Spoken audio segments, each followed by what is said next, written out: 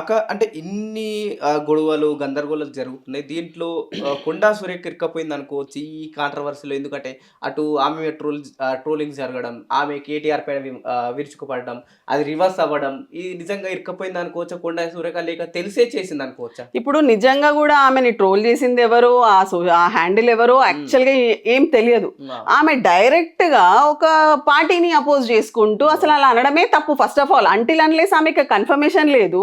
గారు కూడా దానిపైన ఇట్లాంటి ఎవరు చేసినా మేము ఉపేక్షించాము, సారీ అని చెప్పేసి అంత బహిరంగంగా చెప్పిండు. చెప్పిన తర్వాత కూడా ఆమె నాగార్జున గారి ఫ్యామిలీ మీద అంత మాట ఎట్లా అంటది? ఆల్రెడీ అది అయిపోయింది, ఆల్రెడీ తను చెప్పారు. అట్లా ఏమన్నా ఉంటే ఇప్పుడు రూలింగ్ గవర్నమెంట్ వాళ్ళదే కదా, they can easily find out. ఇప్పుడు సైబర్ క్రైమ్స్ ఉంది, ఈజీలీ ఫైండ్ అవుట్ చేయొచ్చు.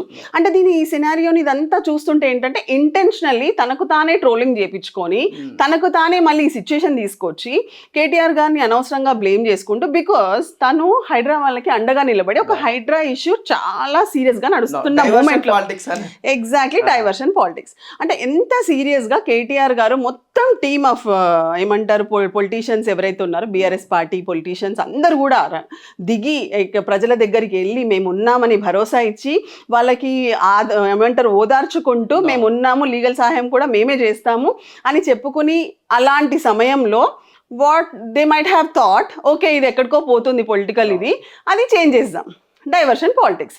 అందుకని ఇప్పుడు కొండా సురేఖ గారి ఇష్యూ తెచ్చారు.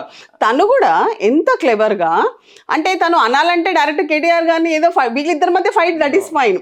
ఇప్పుడు ఇది ఏదైతే ఉందో ఈ ఫైట్ ఫేమస్ అవ్వాలి. ఫేమస్ అవ్వాలంటే న్యాచురల్లీ సినీ ఫీల్డ్ అనగానే అందరూ అట్రాక్ట్ అవుతారు. మనం ఈ రెండు తెలుగు రాష్ట్రాల్లో రీసెంట్ గా చూసిన లడ్డు విషయం పైన ఎక్కడో స్టార్ట్ అయిపోయి ప్రకాష్ రాజ్ వర్సెస్ పవన్ కళ్యాణ్ అయిపోయింది, మళ్ళీ సినీ ఇండస్ట్రీ. ఈ డ్రగ్స్ కేసులో మిగతా ఇష్యూలను వర్సెస్ ఎక్కడికో వదిలేసి మళ్ళీ cine industry versus politics. Exactly. ఇప్పుడు వాళ్ళ సినీ ఇండస్ట్రీ ఫేమ్ ని ఈ విధంగా పొలిటీషియన్స్ వాడుకుంటున్నారు. మీరు ఫస్ట్ నుంచి చూస్తే కూడా సినీ ఇండస్ట్రీ ఏదైతే ఎప్పుడు కూడా ఏ ప్రాబ్లం వచ్చినా, ఏ వరదలు వచ్చినా, ఎలాంటి కెలామిటీస్ వచ్చినా, ఏది జరిగినా కూడా సినీ ఇండస్ట్రీలో చాలా మంది ప్రముఖులు ముందుకొచ్చి కోట్ల రూపాయలని వాళ్ళు డొనేషన్ గా ఇస్తారు. అంత వాలంటరీగా ఏ పొలిటీషియన్ ఇస్తారు, ఏ బిజినెస్ మ్యాన్ ఇస్తారు చెప్పండి? అట్లా లేనే లేదు అసలు. సో అట్లాంటిది అంత మంచిగా వాళ్ళ లైఫ్ వాళ్ళు లీడ్ చేస్తున్నారు, వాళ్ళ కష్టం వాళ్ళు పడుతున్నారు, ఒక మంచి రెస్పెక్టబుల్ పొజిషన్స్కి వస్తున్నారు. అంటే వాళ్ళు ఆ స్టేజ్కి రీచ్ అవ్వాలంటే ఎంతో కష్టం, ఎంతో కష్టపడి ఆ స్టేజ్కి వచ్చిన వాళ్ళని ఓవర్ నైట్ ఫ్యూ మినిట్స్లో అంత పెద్ద కామెంట్ చేసుకుంటూ, అంత రెస్పెక్టబుల్, మోస్ట్ రెస్పెక్టబుల్ ఫ్యామిలీని మధ్యలోకి తీసుకొచ్చి, నాగార్జున గారి ఫ్యామిలీని తీసుకొచ్చి, సమంత గారిని తీసుకొచ్చి, ఆ మధ్యలో వేరే హీరోయిన్లను తీసుకొచ్చి, ఏంటి ఇదంతా అంటే డైవర్షనే కదా, కంప్లీట్ డైవర్షన్. ఇప్పుడు ఏమైపోయిందంటే హైడ్రా అన్న ఇష్యూ కాస్త కొండా సురేఖ అయిపోయింది. అంటే ఈ కొండా సురేఖ ఇష్యూలో ఒక వర్గం ఏం చెప్తుందంటే అనవసరంగా దీంట్లో బీసీ బిడ్డ బలి అయిపోయింది ఒక వర్గం చెప్తుంది. కొన్ని మీడియా ఛానల్ కూడా అదే విధంగా ఫోకస్ చేస్తున్నాయి, మీరు కూడా చూసే ఉంటారు. ఇంకో వర్గం ఏం చెప్తుందంటే నిజంగా కొండా సురేఖ చేసింది తప్పేమున్నది, సరే 4 గోడల మధ్య ఉండాలి విషయాన్ని మీడియా ముందు పబ్లిక్కి తెలిసేలా మాట్లాడింది, అంటే తప్పేముందని చెప్పేసి కొందరంటుంది. దీన్ని ఎట్లా చూడొచ్చు? అసలు 4 గోడల మధ్యన జరిగింది తప్పేముందంటే ఎవరు చూసిండ్రు? Who is the witness for that? ఇప్పుడు విట్నెస్ లేరు, అసలు అది ఎలాంటి ఇష్యూ ఇప్పటివరకు అసలు రానే లేదు.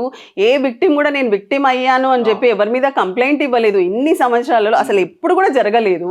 అట్లాంటిది ఇప్పుడు సడన్ గా 4 గోడల మధ్య జరిగింది బయటికి వచ్చిందంటే ఏ విధంగా బయటకు వస్తుంది? ఏమంటారు, ఏ విట్నెస్ ఉన్నారు, ఏ ఇన్సిడెంట్ జరిగింది అసలు? అంతే కదా, that is completely misinformation, unverified allegations. అట్లాంటి దాన్ని సర్క్యులేట్ చేయడం తప్పు, అట్లాంటి దాన్ని కామెంట్ చేయడం తప్పు. ఒక మహిళని కానీ వాళ్ళ ఒక ఫ్యామిలీని కానీ మొత్తం కుటుంబాన్ని అంత డిఫమేటరీ వర్డ్స్ యూజ్ చేసుకుంటూ ఏదైతే అయిందో ఇప్పుడు ఈ 2 రోజుల నుంచి మనం చూస్తున్నామో అది చాలా తప్పు. మళ్ళీ ఆమెకి సపోర్ట్గా ఇట్ వాజ్ సో స్టన్నింగ్, మిగతా వాళ్ళ పార్టీకి చెందిన మహిళలు సపోర్ట్ చేస్తున్నారు. ఫస్ట్ ఆఫ్ ఆల్ ఆమె సరే నేను ఏదో మనోద్వేగానికి గురయ్యాను, ఆవేశంతో ఒక మాట అంటే అదే నేను అంటే ఆమె వేదనకి గురైతే కూడా మళ్ళీ ఇంకా మహిళనే బలి కావాలా? ఇదే ఎగ్జాక్ట్ ఇదే పాయింట్ గురించి ఎందుకు ప్రతిసారి ఇదే కావాల్సి వస్తుంది, మహిళలు ఎందుకు కావాల్సి వస్తుంది? ఎటు చూసినా మారాలి మరి, ఆ మార్పు అనేది రావాలి, ఆలోచన అనేది రావాలి. ఏదో జరిగిపోతుంది ఈరోజు నేను మంచిగా ఉంటే చాలు, వేరోడు ఎక్కడ పోయినా పర్వాలేదు, ఎవరేమైతే నాకేంటి అనేది ఏదైతే థాట్ ఉందో అది కంప్లీట్గా తీసేయాలి. అది చాలా తప్పు. అక్క కొండా సురేఖ చేసిన వ్యాఖ్యలపైన ఇటు బీఆర్ఎస్ పార్టీ ఏ విధంగా లీగల్గా ముందుకెళ్ళబోతుంది?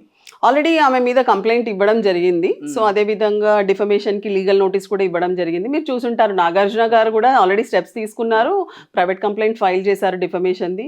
సో అదే విధంగా డిఫమేషన్ లో లైక్ దేర్ ఆర్ 2 types.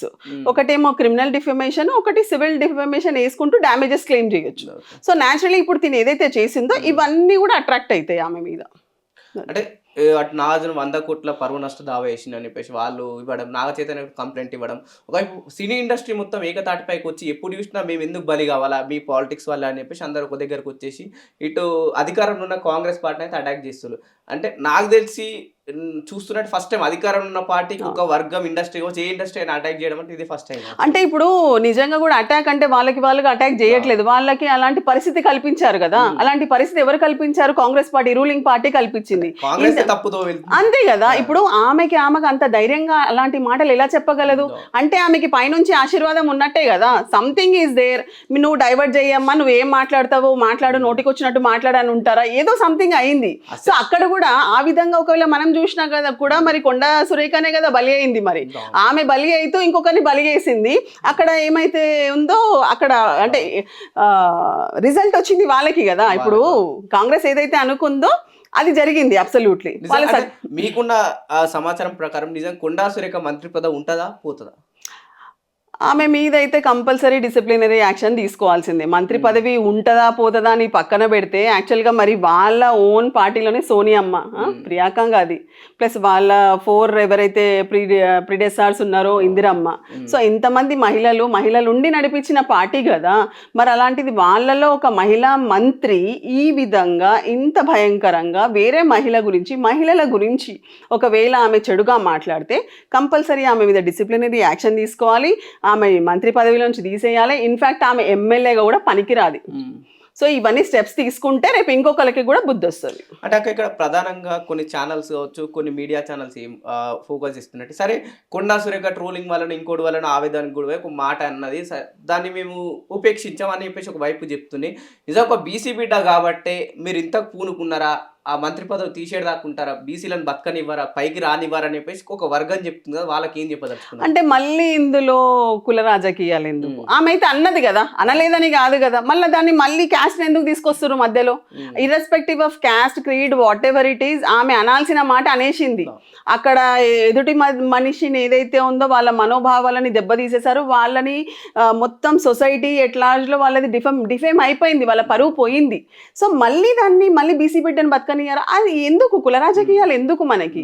మనం ఇప్పుడు ఆమెను ఓన్లీ ఒక మినిస్టర్ లాగానే చూద్దాం, అంతే కదా. She's a powerful lady. Okay, ఆమె ఎమ్మెల్యే అయింది, వచ్చి మినిస్టర్ అయినరు. సో అట్లీస్ట్ తన టంగ్ని తను కంట్రోల్లో పెట్టుకోవాలి కదా.